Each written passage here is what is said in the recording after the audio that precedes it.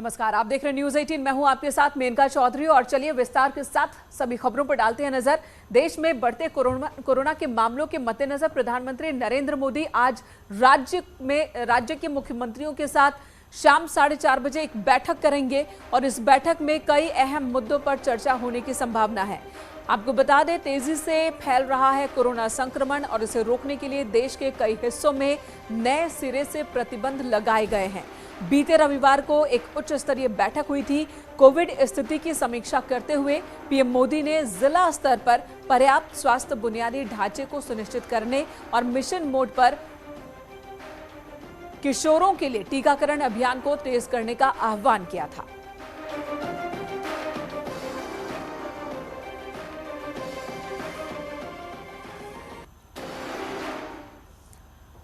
उधर कल से प्रयागराज में माघ मेले की शुरुआत हो रही है और इसे लेकर सीएम योगी आदित्यनाथ ने लोगों से सावधानी बरतने की अपील की है। सीएम ने कहा कि कोरोना संक्रमण को ध्यान में रखते हुए वर्तमान परिस्थितियों में प्रत्येक स्तर पर विशेष सावधानी और सतर्कता जरूरी है। सीएम योगी ने कोविड लक्षण वाले व्यक्तियों और कोरोना टीका की दोनों डोज न लेने वाले श्रद्धालुओं से इस मेले में शामिल न होने की अपील की है। सीएम योगी ने कहा कि सरकार कोविड प्रोटोकॉल का पालन सुनिश्चित कराकर ही सुरक्षित मेला संपन्न करवाने के लिए प्रतिबद्ध है।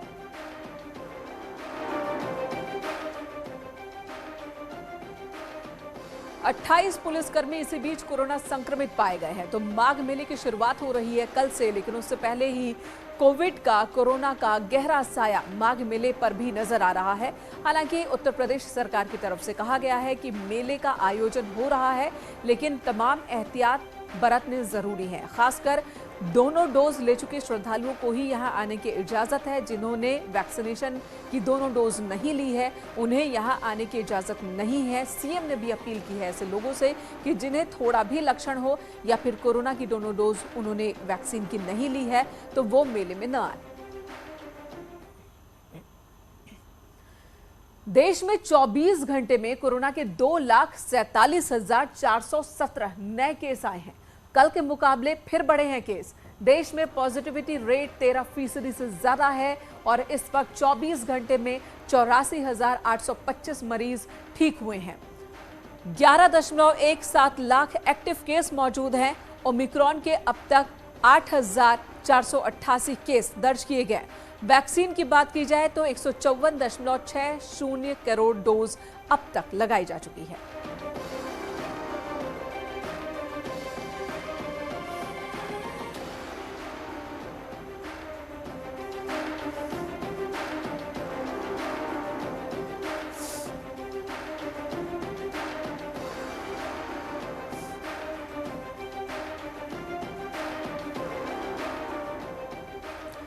तो कोरोना अपडेट क्या है, पूरे देश में कोरोना की स्थिति क्या है, ये आपको इस वक्त टीवी स्क्रीन पर आप देख सकते हैं। आंकड़े वो तमाम जिस पर हमें ध्यान देने की जरूरत है, सतर्क रहने की जरूरत है। कल के मुकाबले आज फिर कोरोना के मामले बढ़े हैं। पॉजिटिविटी रेट अब ये 13 हो चुकी है। 24 घंटे में 84,000 से ज्यादा एक्टिव केस दर्ज किए गए हैं, नए केस दर्ज किए गए हैं। और इधर चुनाव आचार संहिता लागू होने के बाद योगी सरकार के अब तक 3 मंत्री इस्तीफा दे चुके हैं और इन मंत्रियों के साथ 14 विधायकों ने बीजेपी का साथ छोड़ दिया है। आरोप लगाया है इन्होंने कि बीजेपी ने दलित, पिछड़े, किसान, बेरोजगारों की अनदेखी की है और इन्हीं आरोपों के साथ बीजेपी छोड़ दिया इन्होंने। बीजेपी का अब जवाब आया है। बीजेपी ने आंकड़े जारी किए हैं और दावा किया है कि दलित, शोषित, वंचितों और ओबीसी के लिए काम किया गया है। बेरोजगारों को रोजगार देने का काम हुआ। साथ ही दावा यह भी किया जा रहा है सरकार की तरफ से कि योगी सरकार ने हर वर्ग का ख्याल रखा। इन दावों से जुड़े आंकड़े इस वक्त आपको दिखाते हैं। आंकड़ों के मुताबिक योगी राज में समाज कल्याण में क्या क्या काम हुए। 1,52,000 गरीब कन्याओं का विवाह हुआ, ये दावा है सरकार का। मुख्यमंत्री सुमंगला योजना के लिए 1200 करोड़ रुपए, वृद्धावस्था पेंशन के लिए 400 से बढ़ाकर 500 रुपए कर दी गई। प्रधानमंत्री मुद्रा योजना से 1.5 करोड़ लोगों को लाभान्वित करवाया गया है। अटल पेंशन योजना से 36 लाख लोग पेंशन पा रहे हैं इस वक्त। ओबीसी को क्या मिला? ये आंकड़ा भी जारी किया गया। 1.8 करोड़ SC OBC छात्रों को छात्रवृत्ति दी गई। 13,620 करोड़ की छात्रवृत्ति दी गई है इन छात्रों को, जिसमें OBC और दलितों से जुड़े हुए लोग हैं। 18 मंडल में अटल आवासीय विद्यालय का निर्माण करवाया गया। अन्य पिछड़ा वर्ग को 4,217 करोड़ की छात्रवृत्ति दी गई। 28 लाख छात्रों को फायदा मिला है। SC ST अत्याचार निवारण के लिए 25 नए कोर्ट का गठन किया गया है। तो ये दावे हैं सरकार की तरफ से। रही बात श्रमिकों की, तो श्रमिकों के लिए रोजगार के लिए क्या काम हुआ? श्रम योगी मानधन योजना में 6,14,993 लाभार्थी हैं। 60 साल से ऊपर वालों को 1,000 रुपए पेंशन दी जा रही है। श्रमिकों के लिए हर महीने 1,000 रुपए की पेंशन रखी गई है। मजदूरों की मृत्यु पर सरकारी बीमा योजना की शुरुआत की गई। विश्वकर्मा श्रम सम्मान योजना की शुरुआत की गई। यूपी माटी कला बोर्ड का भी गठन किया गया ताकि श्रमिकों को लाभ दिया जा सके। तो सरकार की तरफ से ये तमाम दावे हैं। उन सवालों का जवाब है जो आरोप लगाए जा रहे हैं उन नेताओं की तरफ से, मंत्रियों की तरफ से जो पार्टी छोड़कर जा रहे हैं। उत्तर प्रदेश में विधानसभा चुनाव की अधिसूचना लगने के बाद से ही अफरा तफरी की स्थिति मची हुई है। बीजेपी छोड़कर जा रहे हैं कुछ लोग, तो कुछ लोग ज्वाइन भी कर रहे हैं। दूसरी पार्टियों में भी नेताओं का आना जाना लगा हुआ है और इसी बीच आरोप प्रत्यारोप का दौर भी चल रहा है। बीते 3 दिनों में बीजेपी के 8 विधायक और 3 मंत्री इस्तीफा दे चुके हैं। आज योगी सरकार के आयुष मंत्री धर्म सिंह सैनी ने भी बीजेपी का साथ छोड़ दिया। धर्म सिंह सैनी जो लगातार कह रहे थे कि वो बीजेपी में हैं, कहीं नहीं जाएंगे, उनके इस्तीफे की बात गलत है, वो भी आज पार्टी छोड़ चुके हैं। उन्होंने भी मंत्री पद से इस्तीफा दे दिया और साथ ही अखिलेश यादव ने उनके साथ भी अपनी एक तस्वीर शेयर कर दी है।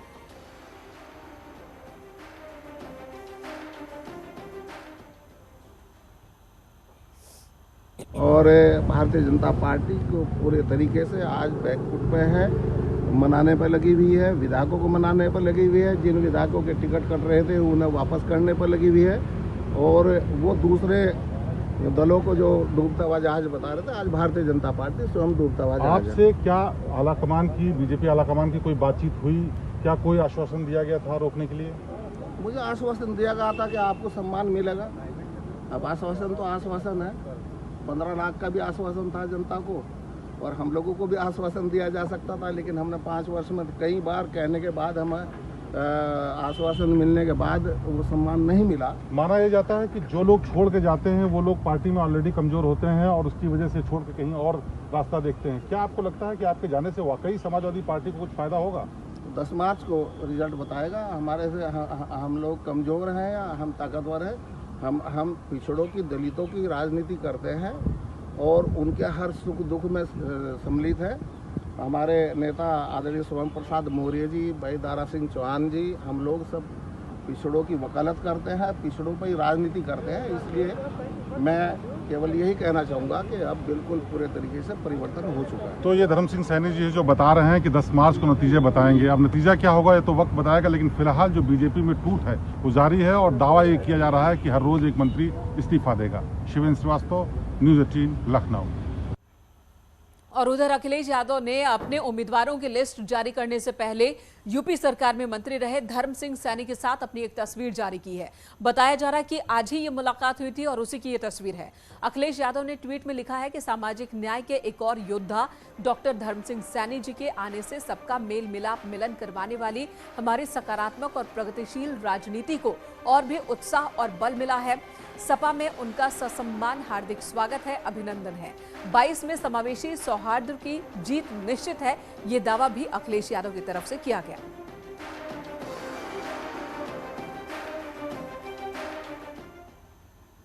और बड़ी खबर अब सूत्रों के हवाले से खबर आ रही है कि चुनाव लड़ सकते हैं दिनेश शर्मा और केशव प्रसाद मौर्य, वो भी चुनाव लड़ सकते हैं। सूत्रों के हवाले से यह खबर है। दिनेश शर्मा लखनऊ से चुनाव लड़ सकते हैं, जबकि केशव प्रसाद मौर्य कौशाम्बी के सिराथू से चुनाव मैदान में उतर सकते हैं। डिप्टी सीएम दोनों और दोनों ही चुनाव लड़ेंगे, ये खबर आ रही है। बीजेपी सूत्रों के हवाले से ये खबर आ रही है कि दिनेश शर्मा और केशव प्रसाद मौर्य दोनों चुनाव लड़ सकते हैं। जहां तक बात दिनेश शर्मा की है, लखनऊ से वो चुनाव मैदान में होंगे, वहीं केशव प्रसाद मौर्य कौशाम्बी के सिराथू से चुनाव लड़ सकते हैं। इससे पहले सीएम योगी आदित्यनाथ को लेकर तस्वीर लगभग साफ है। अब बस औपचारिक ऐलान का इंतजार है। योगी आदित्यनाथ वो चुनाव लड़ेंगे अयोध्या से, ऐसी खबर, और दोनों डिप्टी सीएम वो भी चुनाव लड़ेंगे।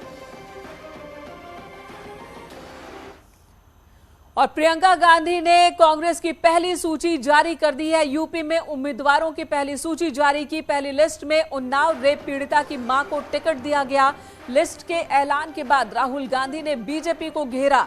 राहुल गांधी ने ट्वीट कर लिखा है, उन्नाव में जिनकी बेटी के साथ बीजेपी ने अन्याय किया, अब वे न्याय का चेहरा बनेंगी, लड़ेंगी और जीतेंगी। राहुल गांधी जिंदाबाद। आज कांग्रेस पार्टी उत्तर प्रदेश के विधानसभा चुनाव के लिए अपनी पहली सूची जारी करने जा रही है। 125 प्रत्याशियों की सूची है, जिसमें से 50 महिलाएं हैं। क्योंकि ये एक ऐतिहासिक पहल है, तो सोचा इस प्रेस कॉन्फ्रेंस के जरिए आप सबको थोड़ा बहुत इन प्रत्याशियों के साथ अवगत भी कर लें कि कौन है ये लोग, किस तरह की सूची है। हमने प्रयास किया है कि संघर्षशील और ऐसे प्रत्याशी हों जो एक नई राजनीति का पहल करें पूरे प्रदेश में। इसमें इस सूची में 40% महिलाएं हैं और 40% युवा भी हैं। हमें आशा है कि इनके जरिए हम एक नई उम्मीद और एक नई तरह की राजनीति प्रदेश में उभार पाएंगे। जो महिलाएं हैं उनमें से कुछ पत्रकार हैं, एक अभिनेत्री भी है, कुछ संघर्षशील महिलाएं हैं जिन्होंने कांग्रेस पार्टी में रहते हुए सालों के लिए संघर्ष किया है। हमारी एक आध जिलाध्यक्ष भी हैं जिन्होंने बहुत अच्छा काम किया है। उसके साथ साथ ऐसी महिलाएं हैं जिन्होंने बहुत अत्याचार भी देखा है अपने जीवन में और उसके खिलाफ लड़ा है। तो 125 में 50 टिकट महिलाओं को कांग्रेस ने दिया है। और नोएडा की अगर हम बात कर ले, कुछ नामों पर नजर डाल लेते हैं। नोएडा से पंखुड़ी पाठक, उन्हें कांग्रेस ने अपना उम्मीदवार बनाया है। संभल से निदा अहमद, उन्हें उम्मीदवार बनाया है। और ये देखिए, अपना दल एस के साथ एक बार फिर बैठक हो रही है। दो तस्वीर इस वक्त आपकी टीवी स्क्रीन पर। केंद्रीय गृह मंत्री अमित शाह, कल भी बैठक हुई थी। मंथन का एक लंबा दौर चला था जब अपना दल की अनुप्रिया पटेल पहुंची थी अमित शाह से मिलने के लिए। ये मीटिंग लंबे वक्त तक हुई थी। उसके बाद निषाद पार्टी के डॉक्टर संजय निषाद के साथ भी अमित शाह की मीटिंग हुई। और उन्हीं बैठकों की ये दो तस्वीरें इस वक्त आपके सामने हैं। सहयोगी दलों के साथ सीटों को लेकर मंथन चल रहा है। जो खबर अभी तक आ रही है उसके मुताबिक ज्यादा से ज्यादा संख्या में सीटों की डिमांड रखी जा रही है। और कितने सीटों पर सहमति बनती है अपना दल के साथ, ये अभी साफ साफ बाहर ये खबर नहीं आई है। लेकिन जैसा कि साफ है कि पिछली बार 11 सीटों पर अपना दल ने चुनाव लड़ा था, उसमें से 9 पर जीत कर आए थे अपना दल के उम्मीदवार। और इस बार अनुप्रिया पटेल ने डिमांड रखी है कि उन्हें अपने पार्टी को एक्सपेंड करना है, तो ज्यादा सीटों की जरूरत है। बात समाजवादी पार्टी की कर लेते हैं। अखिलेश यादव लखनऊ के जनेश्वर मिश्र ट्रस्ट में पार्टी के कोर ग्रुप के नेताओं के साथ बैठक कर रहे हैं। और जो खबर आ रही है उसके मुताबिक उम्मीदवारों की पहली लिस्ट पर माथापच्ची हो रही है और आज शाम तक या फिर कल तक ये लिस्ट आ सकती है। ऐसा कहा जा रहा है कि अखिलेश यादव अपने नेताओं के साथ मंथन कर रहे हैं। सहयोगी दलों को कितने टिकट दिए जाएं, कितनी सीटें दी जाए, इस पर मंथन चल रहा है अपनी पार्टी के नेताओं के साथ।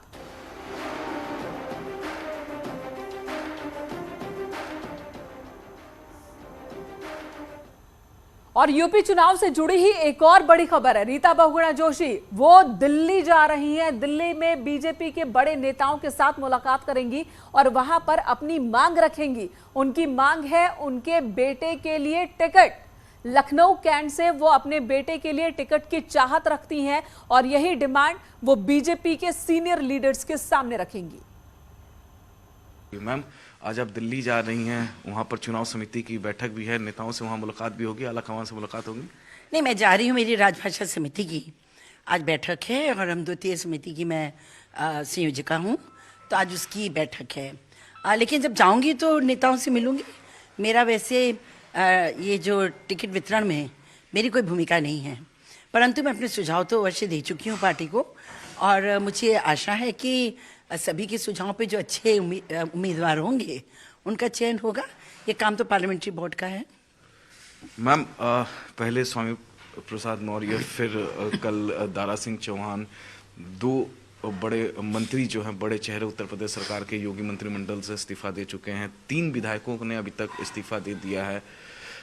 किस तरीके से इसको देख रही हैं? कितना इम्पैक्ट करेगा आने वाले विधानसभा चुनाव में बीजेपी को? अब उनके व्यक्तिगत कारण क्या मैं नहीं कह सकती।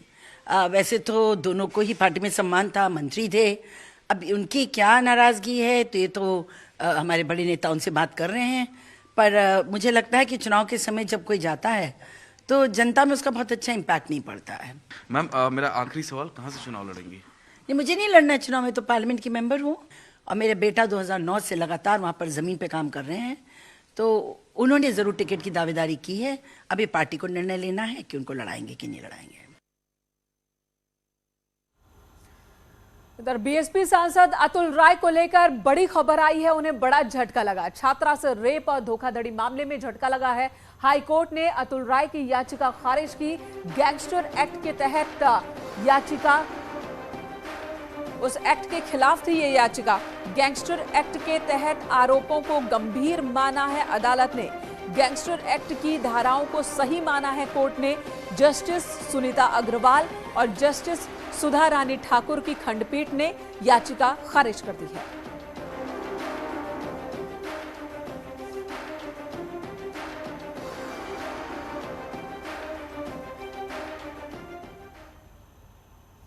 चलिए बात कर लेते हैं बायजूस की।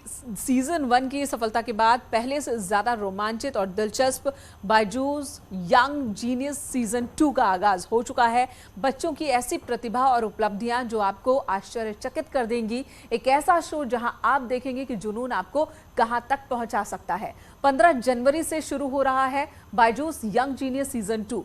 देखें बच्चों के अद्भुत कौशल को एक नए अवतार में। शनिवार शाम टाइमिंग है 7 बजे और न्यूज 18 पर आप देखेंगे। लवलीना बोरगोहेन असम की, भारत का परचम इन्होंने बॉक्सिंग के एरिना में लहराया है। कैसा लग रहा है आपको? सर आप भी छोटे से गांव से आती हैं जी, है ना? आपके गांव में पूरा सेलिब्रेशन था जब आप मेडल जीती थी, पर लेकिन जब आपने शुरुआत किया, प्रॉब्लम तो बचपन से ही शुरू हो गए थे क्योंकि हमारे घर में 3 लड़की थी। हाँ। तो लोग बहुत बोलते थे कि मतलब लड़की कुछ नहीं कर सकता है और हमारा घर का फाइनेंशियल सिचुएशन बहुत खराब था। सुबह अगर हम लोगों को खाने के लिए मिलते थे तो रात को हम सोचना पड़ता था कि क्या होगा, कैसे होगा। आप अपनी गेम में, बॉक्सिंग में सबसे ज्यादा आपका पावरफुल अटैक क्या रहता है? मैं हर तरह का गेम खेल सकती हूँ। मैं एक ओपोनेंट को देखती हूँ और स्ट्रेटेजी बनाती हूँ और मैं किसी के साथ सेम गेम नहीं खेलती हूँ। कोई पर्स छीनने के लिए आता हाँ। है तो मान लीजिए राइट साइड से आपकी तरफ आया तो मैं ऐसे बढ़ा तो आप ये इस हाथ को हटा दिया। एक एक कहीं पे भी ये भी मार सकता है, हाँ। ये भी मार सकता है। चांस मिल जाता है कि एक हाथ अगर ब्लॉक कर दिया उसका पूरा बॉडी खुल जाता है। तो बॉडी खुल जाता है। हाँ। आप जरा तजम्मुल से पूछते हैं। तजम्मुल, सबसे पहली बात कि अगर कोई आपकी तरफ आ रहा है तो आप किक कहाँ करेंगी? सब पहले तो ये आप चेस्ट पे भी किक कर सकते हैं। हाँ। अगर आप वो बचाने की कोशिश करो तो थाई पे किक कर सकते हैं, फिर एब्स पे दे सकते हैं और फिर अपने मुंह पे भी मार सकते हैं। फुल ऑन अटैक ही हो गया। अब एक बात बताइए, मैं तो 6 फुट से ऊपर हूँ, आप कितना किक कर सकती हैं? ये यहाँ पे रख लूं? आप तो चढ़ा सकते हैं, बस सिंपल।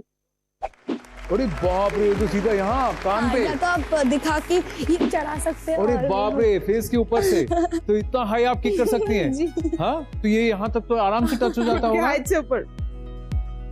अरे बाप रे, अरे वाह, सुपर।